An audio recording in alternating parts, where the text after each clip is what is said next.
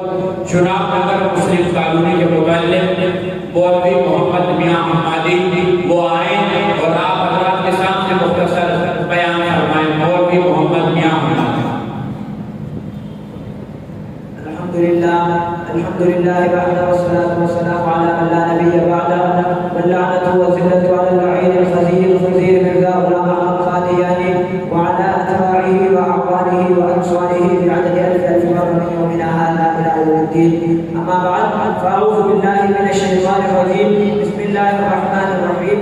ما كان محمد ابا احد من رجالكم ولكن رسول الله وخاتم النبيين وكان الله بكل شيء عليما.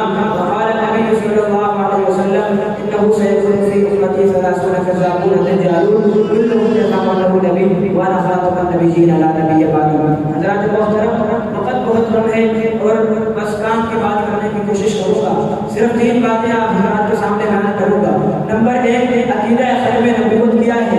ہم جو یہ ختم نبوت کی رٹ لگائے رکھتے ہیں جگہ جگہ اشتہار پہ دیکھتے ہیں ختم نبوت کانفرنس ختم نبوت فلاں جگہ پہ لکھا ہوا ہے تحفظ ختم نبوت عقیدہ ختم نبوت کی حفاظت ختم نبوت کا مطلب کیا ہے. نمبر 2 بات یہ کروں گا کہ تحفظ ختم نبوت کی حفاظت کی اہمیت کیا ہے. تیسری بات یہ کروں گا کہ تحفظ ختم نبوت کرنا کس طرح ہے. بلا تبہیر میں اپنی پہلی بات کی طرف آتا ہوں. عقیدہ ختم نبوت کیا ہے. اللہ تبارک و تعالیٰ نے دنیا کو قائم کیا انسانیت کو آباد کیا پھر اس انسانیت کی رہنمائی کے لیے انبیاء علیہ السلام کو کا سلسلہ شروع فرمایا جو اس انسانیت کو سمجھائے کہ تمہیں پیدا کرنے والا تمہارا خالق و مالک تمہارا رزاق ایک اللہ ہے واحد ہے. یہ انسانیت کو تعلیم دے اس انبیاء کا سلسلہ اللہ تبارک و تعالیٰ نے حضرت آدم علیہ السلام سے شروع فرمایا. یہ سلسلہ حضرت آدم علیہ السلام حضرت نوح حضرت عیسیٰ حضرت یعقوب حضرت یونس اور تمام انبیاء علیہ السلام کم و بیش 1,24,000 انبیاء علیہ السلام سے ہوتا ہوا حضرت عیسیٰ علیہ السلام تک پہنچا.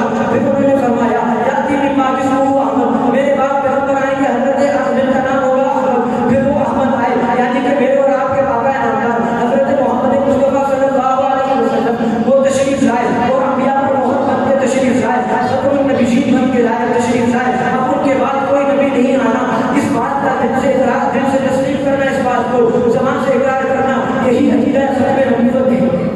پھر عقیدہ ختم نبوت کی اہمیت عقیدہ ختم نبوت کی اہمیت اتنی ہے کہ جنگ امامہ کے میدان کے اندر مسیلمہ کذاب کے خلاف 1200 صحابہ اکرام نے اپنی جانوں کا نذرانہ پیش کیا عقیدہ ختم نبوت کے لیے. 1953 کی تاریخ کے اندر 30,000 مسلمانوں نے اپنی جانوں کا نذرانہ پیش کیا اسی عقیدہ ختم نبوت کے لیے. میرے بھائیوں میں نہیں کہتا حضرت مولانا عبدالکریم بن شریف والے رحمۃ اللہ علیہ فرمایا کرتے تھے کہ دنیا کی اسلام کی تمام محنتیں تبلیغ مدارس مساجد خطابت تمام محنتیں وہ صرف اور صرف نبی کے عمل کی حفاظت ہے.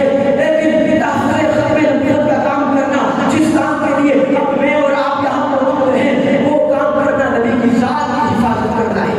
اب آپ بتائیں نبی کی ذات کی حفاظت کرنا زیادہ اولا ہے یا پھر عمل نہیں. اب تیسری بات حفاظت کرنی اس طرح ہے اس طرح کہ ختم نبوت لکھ لیا